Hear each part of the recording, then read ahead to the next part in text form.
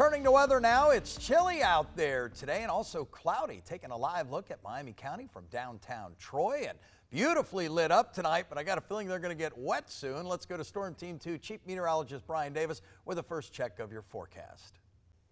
And not just Miami County and Troy there. All right, thank you, Brian. Authorities say a 4-year-old child was grazed by a bullet after his 6-year-old brother got a hold of a gun this morning in Clark County.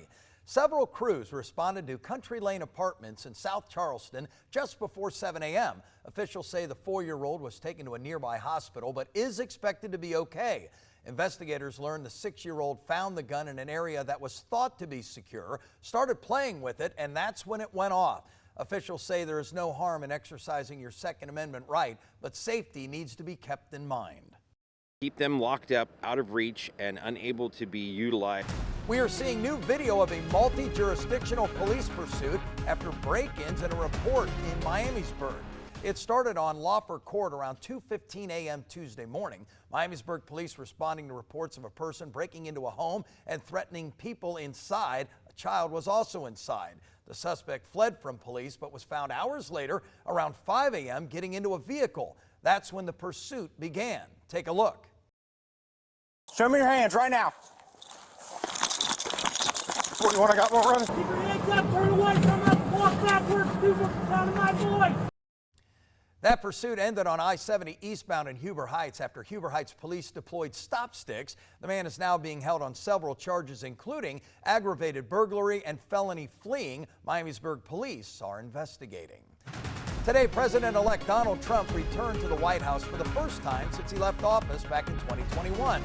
Trump met with President Joe Biden in the Oval Office to initiate the transfer of power, starting his transition back to the White House ahead of January. In their meeting, the former campaign rivals shook hands and talked about items on Congress's to-do list. President Biden reiterated his commitment to a smooth transition between administrations, and Trump agreed.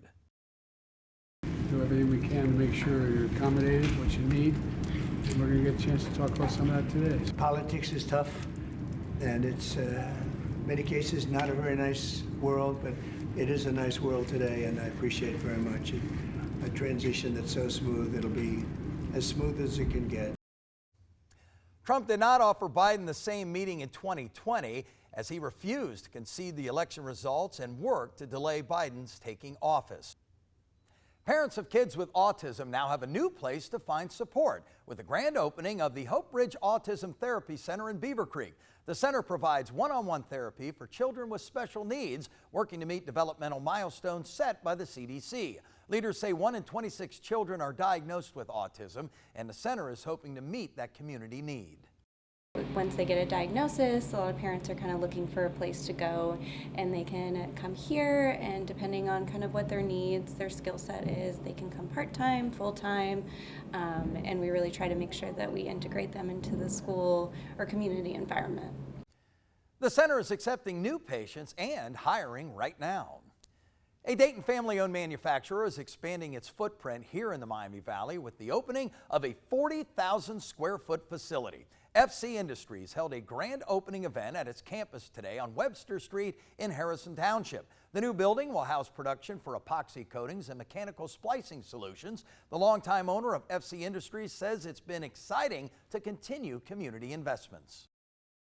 Such a warm and fuzzy feeling to see this all come together. It's, you know, my father, let's see, he started it back in '72, all this stuff, and we've been in multiple buildings, and we've grown, and each time we grow and move again.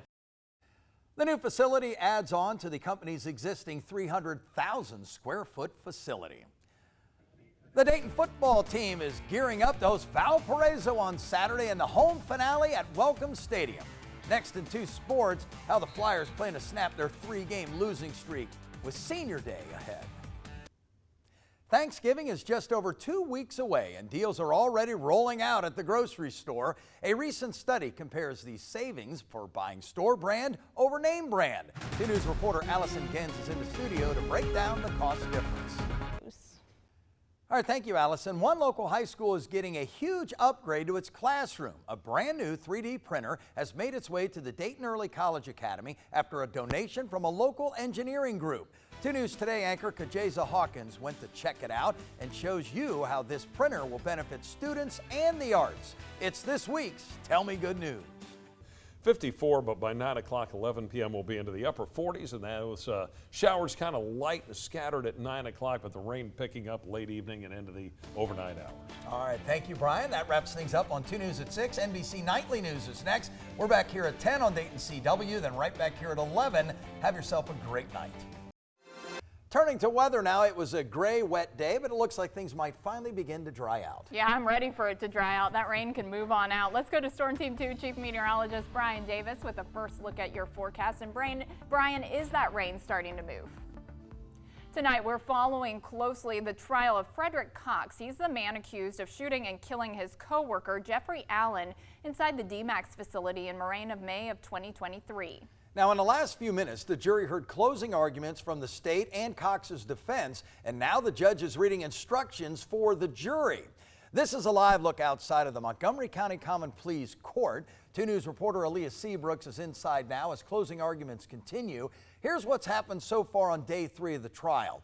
In court today, the jury heard from the defendant, Frederick Cox. He claims he shot Jeffrey Allen in self-defense. He testified that he was unaware that his ex-girlfriend had moved in with Jeffrey Allen at the time of the shooting, but the prosecution scrutinized this version of the story from Cox, accusing him of being, quote, an angry ex-boyfriend.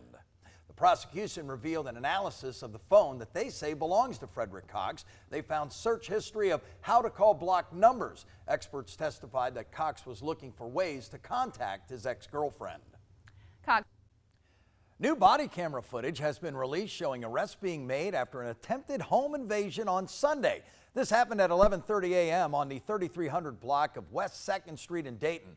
5 suspects attempted to break into a home and fired shots as they entered. The homeowner reported the invasion and struck one of the intruders. They were sent to the hospital. That person is in the hospital with life-threatening injuries. The other 4 suspects have been arrested. In East Dayton this morning, a car slammed into a single-story house on Woodbine Avenue just west of Spalding Road. It happened just after 6 o'clock this morning. Thankfully, no one was hurt and the home had only minor damage. At this time, there is no official cause identified for the crash. Today, more than 250 students from 8 area schools attended lectures with the latest inductees to the Engineering and Science Hall of Fame. The Hall of Fame is the only one of its kind in the world, and inductees travel from all over to receive the recognition. 3 field leaders were inducted yesterday, and today they spoke about their innovations, including barcode scanning, blue LEDs, and aircraft surveillance technology. Hall of Fame leaders say it's about fostering inspiration. Points of the mission statement of the Engineering and Science Hall of Fame is Cloudy skies, a little bit of a breeze picking up out of the west and northwest. Yeah, wet day around the Miami Valley. It's nice snow. We got a nice weekend coming up. Yeah, we do have a nice weekend, and we needed the rain, so we ended up picking up roughly about an inch of rain here in the Dayton area. Win-win. Thanks for watching 2 News at 6. NBC Nightly News is next. We're back at 10 on Dayton CW, then right back here at 11. Have a great night. The trial for 52-year-old Janelle Nelson of Wisconsin has been pushed back after Nelson entered a plea of not guilty by reason of insanity. This in connection to the shooting death of 55-year-old Michael Corrigan of Beaver Creek on Maple Lane back in August. She is facing charges of murder and felonious assault. Nelson has a mental evaluation set for November 27th. Bucky's construction in Huber Heights is now delayed. The company filed a petition in Clark County blaming an ongoing legal dispute between the city of Huber Heights and the county. The dispute over which entity will provide the site water and sewer services. Both Bucky's and Huber Heights Mayor Jeff Gore attribute the delay to the Clark County magistrate, who has not made a decision on the service for more than 18 months. Bucky's broke ground on the site in August, with the intended opening coming late 2025. Montgomery County is stepping up its fight against the opioid crisis with fresh plans for the new year. Ohio Governor Mike DeWine announced the county will receive $4.8 million to combat opioid use. 2 News reporter Whitney Williams digging deeper into the impact and how key stakeholders are tackling the problem. A local veteran received the gift of a lifetime today, the keys to a mortgage-free home. The donation was made possible by U.S. Bank and the Freedom Alliance Heroes to Homeowners program. U.S. Marine Corps Corporal Jeremy Lipker and his wife are now the proud owners of this home on Arden Bend in Fairborn. Lipker is recovering from physical and emotional wounds from deployments in Iraq and Afghanistan, and he says after all he's been through, this is a special moment. A new Carlisle business owner has stepped up for Tecumseh local schools, donating $4,000 that will go toward the purchase of additional cameras for school buses. Those cameras will help make sure drivers who illegally pass buses are held accountable. From a couple's farm in Tip City to Dayton's Courthouse Square, this year's city holiday tree has arrived. It took volunteers from a crane company, Dayton Police, and city and county leaders to get the tree cut, taken down, and then moved and put up. All of this in preparation for Dayton's annual holiday festival coming up November 29th, where this tree and another one will be lit. Organizers say it takes quite a bit of planning just to get to this point. The holiday festival will start at 3 p.m. on Black Friday. Workers will be placing lights on the tree starting next week. How soon is too soon to put up Christmas lights? Maybe you already have. Well, the House Method surveyed homeowners to see when they will hang up lights at their homes, and the most common response was the first day of December. However, more and more Americans will start hanging up lights and other decorations come mid-November. Now, bringing in Storm Team 2 meteorologist Cameron Saliga. Cameron, if people are looking to put those lights out this weekend, what should they expect?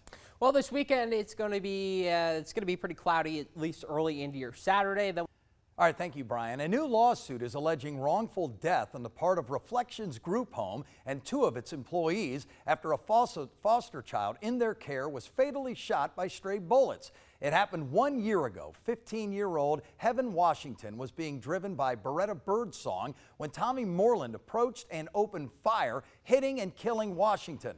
The lawsuit alleges the group home failed to protect Washington. Moreland's murder trial is set for February. A Greene County man pleads guilty to murder and learns his fate. Jackson Blything will spend his life in prison for aggravated murder and 7 other charges. Blything was sentenced this morning for the killing of 71-year-old Connie Vang in Yellow Springs back in March. He is eligible for parole after 30 years. A domestic dispute led to a standoff on Beulah Avenue in Kettering Sunday, lasting more than 6 hours.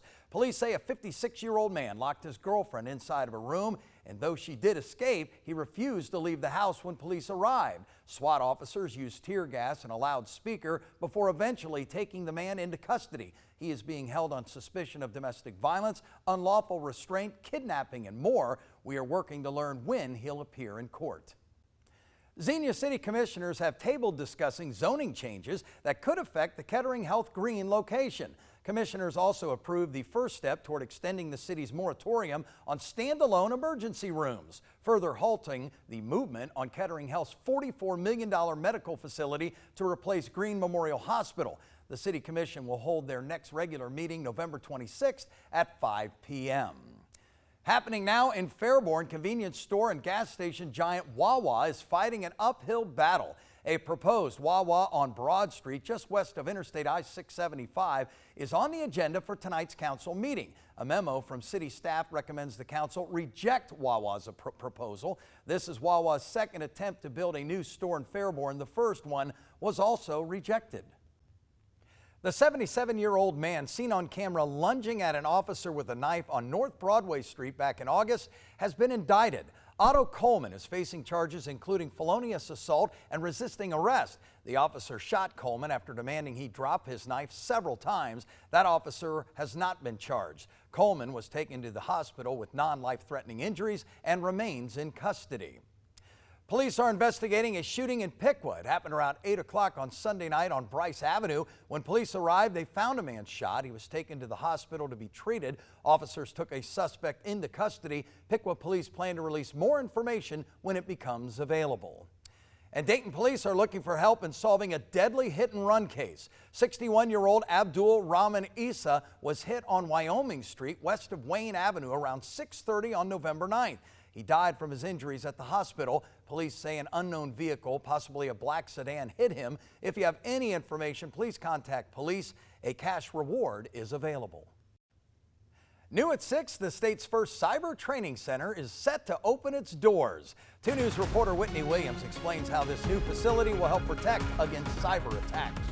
All right, now, no chances for snow today. It feels pretty nice out there, and so I'm just relishing in that fact. Yeah, I mean, I can't believe I'm on the golf course yesterday. Yeah. By the end of the week, I'm going to be bundled up. Let's bring in our chief meteorologist, Brian Davis. Brian, big changes on the way. That's right. Not enough snow to do any skiing yet, though, that's for sure. But then it looks like some late night rain, probably talking around 5 or after tomorrow morning. All right, that wraps things up on 2 News at 6. NBC Nightly News is next. We are back at 10 on Dayton CW, then right back here at 11. Have a great Monday night.